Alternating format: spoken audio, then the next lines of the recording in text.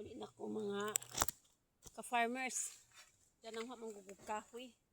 Nga ako doon na din kay. Waligi ko sugnod.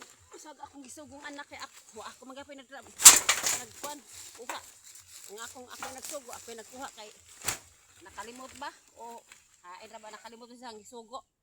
Nga imbes kay atong gisugo si ang akong anak nga usa siya sa eskwela. Magkuha sa kahoy diri kay wa kasugod niya sapon. Ni larga na malaman nga wa makakuha kahoy. Anya og di ko manguha so akong isugno rong panhapon. Na nanguha jud ko diri man ang yam. Human naman kog kuha, muli ako. Nya kay murag kuwang pamanduag pa man ni akong sako akong punon. So nani. Nakaron ron, mao na ni ron sa oni. Maglukok ko di ani, ako no nagdadama ko bakbak sa akong likod kay sing ko pag-ayo.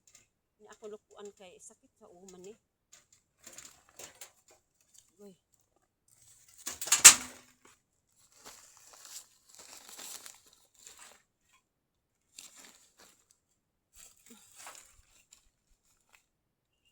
Ay ho.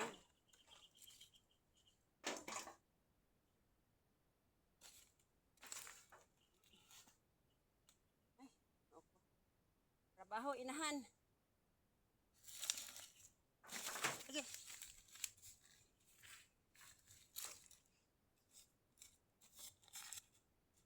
Saon niya. May rin masugo. Masakit sa Okay. Let's go home na. Hello mga ka-farmers. Nanguha ko ng kahoy ka. Wala akong panggatong. Pang saing sapunan. Pangluto ba. Yung anak ko inutusan ko. Ay na sabi ko na bago siya pumasok sa eskwelahan ko anya ko ng panggatong dito kay may naka-stack naman kong panggatong dyan. Kaso aywan ko umalis na lang hindi nakakuha ng panggatong. Ngayon ako na lang kumuha. Ganito tayo mga mother. Sinunrelit dyan. Sa yung utos ikod nang gagawa. Pero okay lang yun. Nakalimutan siguro pumasok na sa eskwela. Yun na. Pawi na tayo. Kay ay hapon na magpahinga konti pagkatapos trabaho sa bahay na naman umpisa yung alagang baka at baboy ako mag-ano ngayon dahil wala yung aking binata ganito ang buhay namin sirong relate nito ganito ang buhay sa probinsya kailangan mga hoy para may panggatong ayan ay naku mga anak ko. Ano kayong anak ko? Sadyang nalimutan o talaga nalimutan niya? O sinadyang kalimutan para hindi siya makakuha ng kahoy? Pero kung ako, iba na talaga mga kabataan ngayon. Utos mo, gawa mo. Yan na ngayon. Grabe. Mahirap pag walang kahoy. Lalo sa tulad namin na gatong ang ginagamit. Kung ano, no?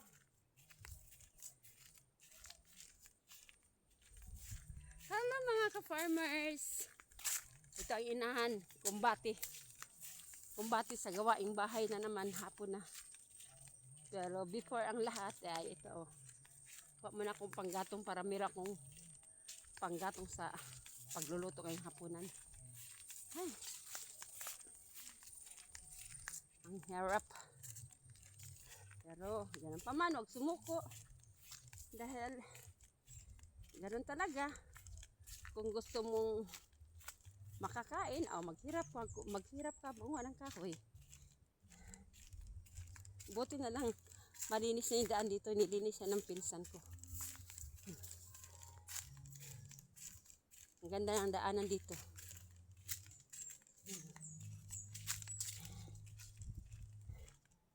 Ano, ang ganda ng daanan, linis na.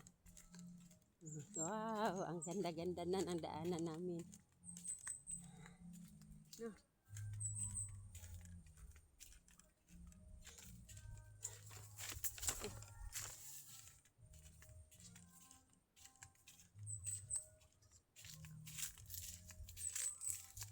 Utos mo, gawa mo. Yan na ang ano ngayon. Kadalasan mangyayari. Iba iba ang kabataan ngayon. Hindi nung panahon ko nga takot na takot ako masigawan ng mga magulang ko. Tapos sinabi ng mama ko na mga hoy, Sabado pa lang, mangahoy na kami at Linggo. Pagkatapos nyo maglaban ng Sabado, Linggo. Pagka Sabado ng hapon, mangahoy na hanggang Linggo para may panggato kami ng buong isang Linggo din. Nakahanda yung panggato namin rin. Mga bata ngayon wala na, hindi na alam ang ganyang kagalian na pangahoy. Hello, magandang hapon. Dito na ako.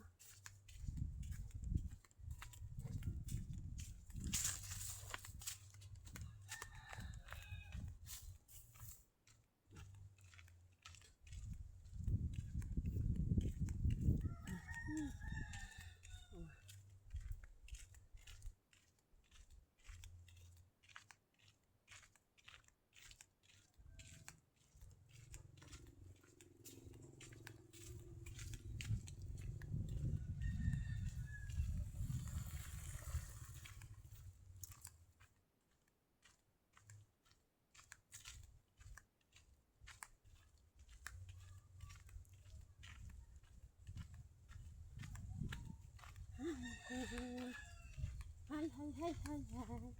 Sarah Gumbay, dito na ako. Nakarating na.